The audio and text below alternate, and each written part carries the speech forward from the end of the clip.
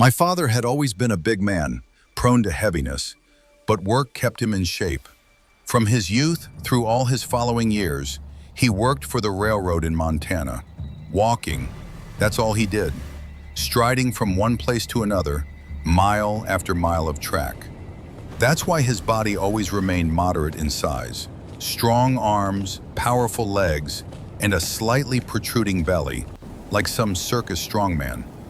My father always said work was his medicine for all troubles. But those troubles caught up with him when retirement time came. At first, the old man didn't seem too upset. On the contrary, he said he'd finally have time to do something interesting. He'd always admired my love of reading and said he wanted to take up books too. However, when such an opportunity appeared, Dad said it wasn't as fascinating as he'd thought. His eyes tired quickly. And that's when my father seriously took up gluttony. I didn't immediately notice how much and how often he ate. We lived together but spent time in our own rooms, rarely bothering each other. Only a month ago did I notice how he'd changed. His usual plaid flannel shirt that used to hang loose was now stretched tight across his bloated body. It seemed the buttons would pop off any second. Dad's face had rounded out. His cheeks looked like two fried dough balls. The refrigerator emptied quickly, and the trash can filled to the brim every single day. He was eating something every single time I came home. One evening I looked into his room, and he was devouring an entire cake. Not in cut slices, but simply scooping it with a spoon like porridge, noisily slurping tea alongside it. "I think you've started eating too much," I said. He raised his clouded gaze and said, "I know, but I can't figure out how else to distract myself from thoughts." "From what thoughts?" I asked. Then he opened up to me. It turned out that, busy with work, Dad never thought about anything except his tasks. But now he reflected on everything at once: the past, the future, the present in which practically nothing was happening.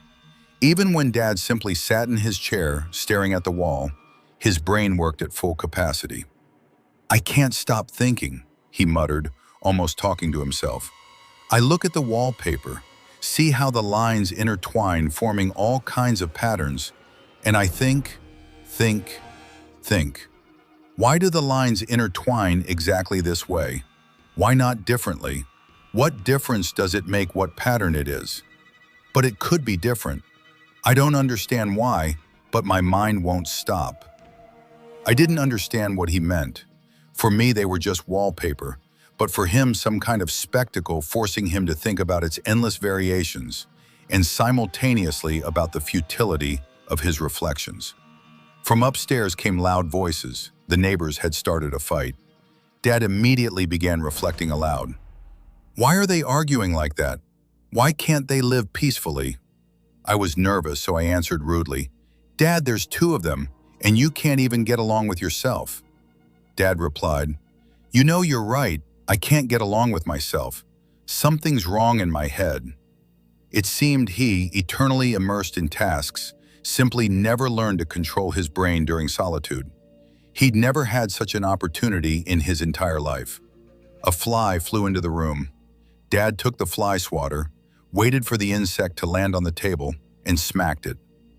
"Why do they waste energy so aimlessly?" my old man said, looking at the dead fly. "What's the point? It just flew around pointlessly, making circles around the room. Why? It has no purpose, no task, nothing." I didn't know what to answer him. In his eyes was not just sadness, but some deep despair. He couldn't sit alone with his thoughts. They tortured him and gave him no peace. "And you know, I never in my life thought about the fact that I kill flies only because they irritate me," he said, putting the fly swatter on the nightstand. "But why am I thinking about this now? Some eternal nonsense in my head." That's why Dad tried to occupy himself with anything at all and simply ate away his depressing thoughts.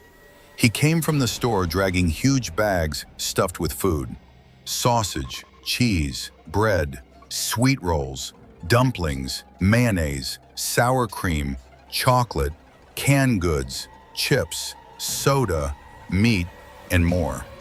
Dad just grabbed everything he saw from the shelves, brought it home, and ate almost everything immediately. He ate even when he talked. He'd stir broth in a pot and shove processed cheese into his mouth. One piece fell from his slippery fingers, smacked right onto the floor. Dad silently picked it up and was already bringing it to his mouth. "Ugh, Dad, what are you doing? You want to eat that? Dust got all over it, look." I stopped him. Dad turned the piece over in his hand and examined it carefully.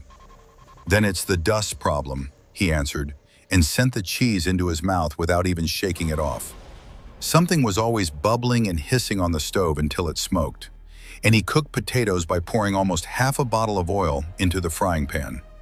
When he ate, grease flowed down his face and hands, but Dad paid no attention, just smacked his lips until the last piece disappeared, then licked the dishes clean, afraid of every uneaten crumb. In the room before him stood plates heaped with food: pasta, hot dogs, cutlets generously doused with mayonnaise and ketchup.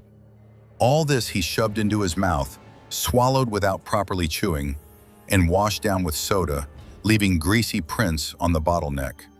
Grease and sauces flowed from his mouth down his chin, dripping onto his shirt. Dad chomped and licked his lips, wiping his clothes with his fingers. I involuntarily began to feel disgust toward him. At the same time, I felt sorry for him. Dad was like a hostage of his uncontrollable greed, which consumed him, and he couldn't cope with it. The house became stuffy.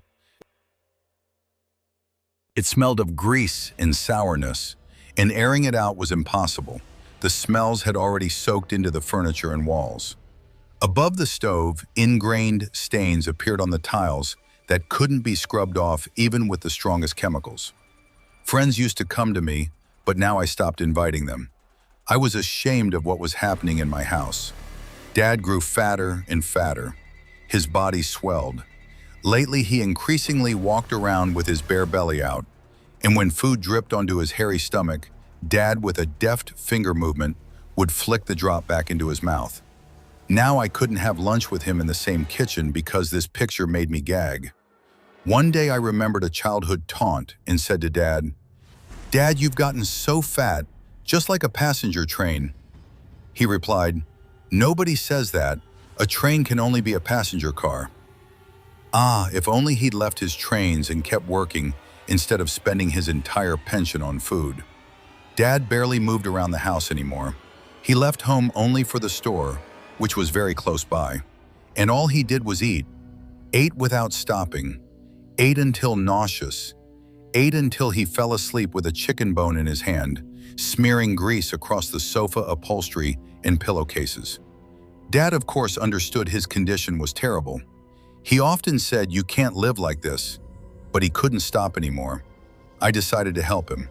Said we needed to change eating habits, eat fewer carbs and more protein, move more often, go for walks. Dad agreed to a diet but lasted exactly 2 days. I cooked for both of us. He didn't like eating plain cottage cheese, boiled eggs, and meat without sauces. "Everything's bland, tasteless, no joy," he said irritably. Already in the first hours of the diet, he became hot-tempered and talked to me like an enemy who stood as an obstacle between him and his kilogram of ham. On the evening of the second day, Dad looked into my room. "Where's dinner?" he asked, breathing heavily. His forehead was covered with drops of sweat. I set aside my book, looked at the clock, and said, "I'll start cooking now." "I can't wait that long," Dad roared with bulging eyes. His face turned crimson. He stomped toward the kitchen, thudding like an elephant. I hurried after him. "Dad, calm down. Nothing's ready there anyway." This didn't stop my father. He opened the refrigerator and began grabbing all the food. He poured several raw eggs straight down his throat. One yolk plopped onto the floor. Then Dad pulled out a raw chicken and began tearing it with his teeth. He barely stayed on his feet. Foam came from his mouth. Dad ate the meat along with the skin like a savage and washed it down with sunflower oil. And then I understood that everything was much worse than it had initially seemed to me. This wasn't stress or a mild mental disorder, but a severe illness. He needed help from specialists, not my diet. Not knowing what to do, I distanced myself from him and allowed him to live as he wanted. I didn't even go into his room or talk to him. What could I do? They only send people to psychiatrists if they're violent, and Dad only attacked food, and it didn't bother anyone except me. Dad continued gorging himself. He became so heavy he could barely move. The old parquet floor creaked from his steps. My parents' body changed from round to wavy and flabby. Folds of fat hung from under a foul-smelling, sweat-soaked t-shirt.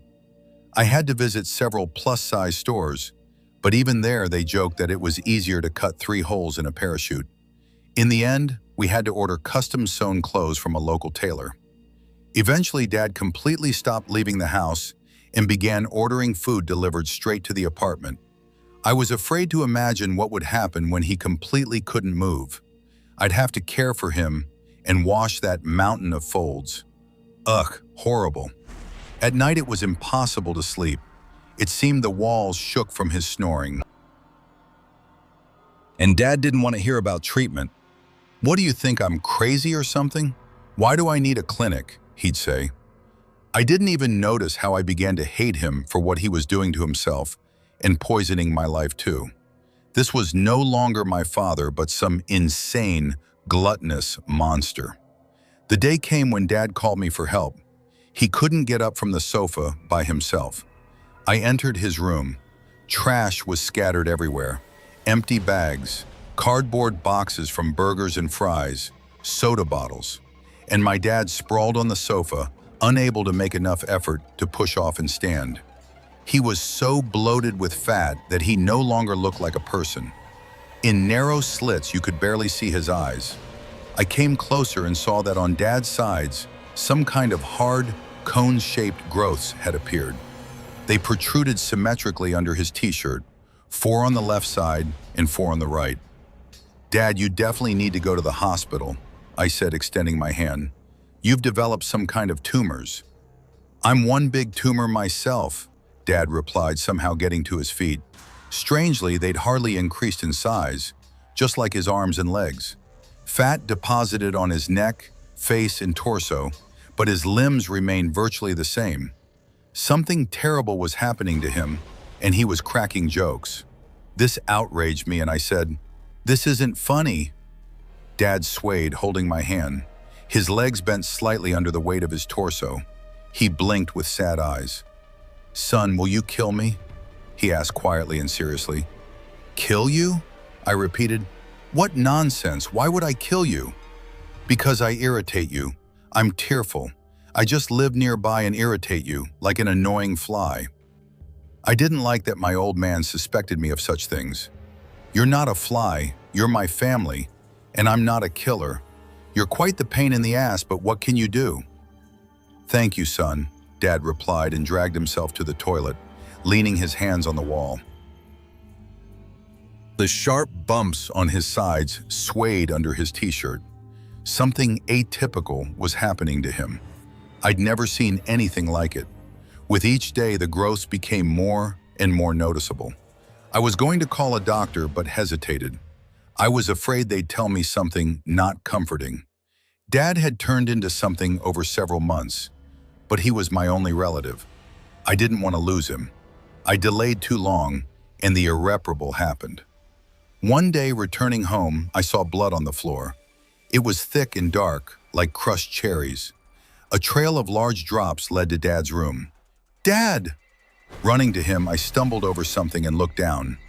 On the threshold lay both leg bones, undoubtedly human. Nausea rose to my throat, panic hammered inside, and my father sat on his favorite sofa, completely naked, without arms or legs. His head had merged with a torso consisting of solid folds of fat, and between them, like little paws, the cone-shaped growths wriggled. "What happened, son?" he asked, not understanding the reason for my fright. His entire face was smeared with blood. I wanted to sit on the floor, tear at my hair, laugh and cry simultaneously, howl from fear, disgust, and helplessness. My only family, the most ordinary man, a former railroad worker, had turned into some disgusting monstrosity. I stood in a stupor, and before my eyes, horror unfolded that I could do nothing about. Dad fell from the sofa, arched like a caterpillar, and stood on his growth limbs. His body stretched almost to the ceiling. He became like a huge insect larva with a human face and unshaven stubble. "I'm better now. Don't be afraid for me. I can walk on my own again," said what used to be my father. I don't know why I didn't run away immediately. Probably such was my mind's protective reaction, to continue behaving as if nothing had happened. The sight of the fat larva with Dad's face drove me to panic, but I continued living with him. He crawled around the apartment like an insect and ate everything he found. Even flies weren't lucky enough to survive. I started spending all my money on food for him. I was afraid that if he got hungry enough, God forbid, he'd eat me too.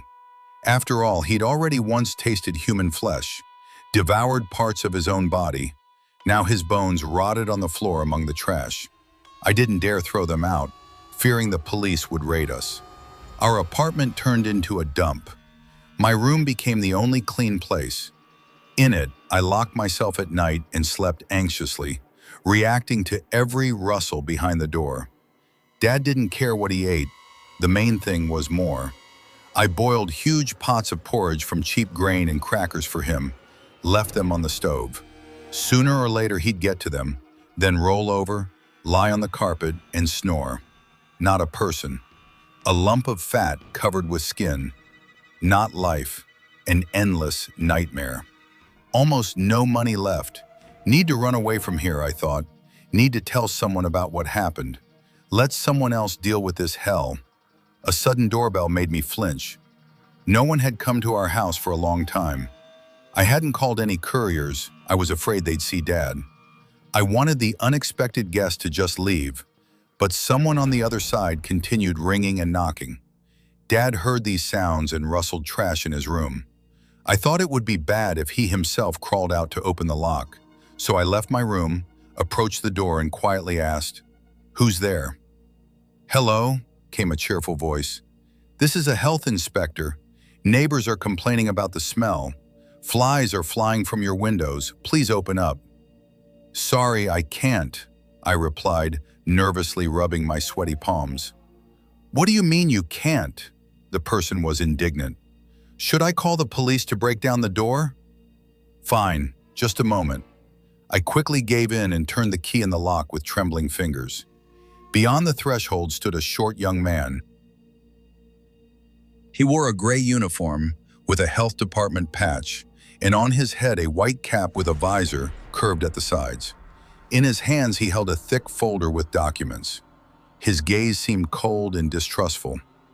"Everything's fine with us here," I said, stammering, though I saw the inspector grimacing from the stench. "I have to come in and look," he threw out sharply, and without waiting for an answer, squeezed into the apartment. "Wait, something happened here, but there'll be order soon," I justified myself. "My God, how do you live here?" the guy whispered, looking around. His voice sounded with surprise and squeamishness. I thought, he hasn't seen my father yet. We need to run away before they meet. "Let's get out of here. I'll explain everything to you," I blurted out, hearing crawling sounds. "How will you explain this?" the inspector smirked, looking back at me. And at that moment, Dad appeared from the room doorway. He arched like a worm and stretched to the ceiling. The inspector didn't even have time to look in his direction. Dad's mouth stretched to the size of a manhole cover. In his terrible maw were not teeth, but dozens of sharp spikes. I stood frozen, watching a terrible scene. The fat worm swallowed in one motion, biting off the upper part of his torso. Torn arms flew to the sides, and the stump of the body crashed to the floor, its inside spilling out. The inspector didn't even have time to scream. I stood splattered with blood and whispered in horror, "You killed him! Dad, you're a murderer!" Despite the fact that instead of a mouth, Dad now had a huge maw, he was able to answer me, though his voice became terribly distorted. "I always was one. Your grandfather, he transformed. I had to kill him. You were an infant. I killed him. That's why your mother left. I killed. I had to. Had to." He repeated this while slowly lowering himself to the floor to swallow the second half of the inspector's body. I could have left the apartment at any minute. But then this nightmare would have completely gotten out of my control. The situation had gone too far, and all this was my fault. So simply leaving seemed impossible. For several hours, I sat in the kitchen listening to dull chomping sounds. My father completely absorbed the inspector's remains, then crawled to his room and began snoring. Nothing human remained in him. Even the snoring sounded like the growl of a terrible monster. This couldn't continue any longer. It was time to put an end to this. I stood up and approached the kitchen cabinet where the silverware lay. I took the biggest, sharpest knife. My pitiful face reflected in the blade. But I was tired of being weak and cowardly. Need to finally take my life into my own hands. I went to Dad's room. The hand with the knife was firm as steel, teeth clenched, jaw muscles tensed. The fat giant worm lay on the floor, shaking from its own snoring like jelly. I swung and plunged the knife into its soft flesh and pulled along the body. The monster woke with a wild roar but couldn't move. The wound on its skin expanded and thick fat spilled from it, yellow, stinking, sticky. Dad tore apart like a balloon filled with liquid. In fear of what I'd done, I dropped the knife and jumped onto the sofa. The room flooded with fat. Of my dad remained only torn scraps of skin floating in this disgusting swamp. I killed him, killed my own father, and only now did I dare call the police. The interrogation was long and agonizing.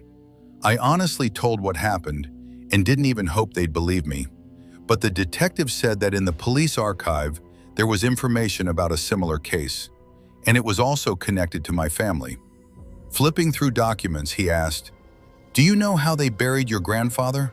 They buried an empty coffin because there was nothing to put in it. In the deceased's apartment, they found only a swamp of fat and fragments of skin. What is this, some hereditary strangeness? You're a strange family. I knew nothing about this. Dad never told me about grandfather, only recently admitted he'd killed him, and now he himself died at my hand. They released me with a signature not to leave town and provided temporary housing since a cleaning crew was working in the apartment. I stood under the shower for a long time, nervously scrubbing with a soapy sponge. I wanted to wash off the feeling of filth and stench. In feeling myself, I discovered on my sides under the skin something strange. Small, hard lumps, like small bumps. Never noticed them before. I'm sure these are the beginnings of limbs, which means I'll also become a monster when I reach maturity. The detective was right, and I'm a continuation of this endless cycle of violence, horror, and gluttony. How do I live now, knowing this? I dried off with a towel, walked to the room, and called delivery. Ordered myself a large pizza with sausages. I wanted to stop chasing these depressive thoughts about the future through my head. While I waited, I looked at the wall and thought how meaningless such a life is. Whatever I did would be terrible. Finally, the doorbell rang. I was delighted. I took the order and began devouring the pepperoni.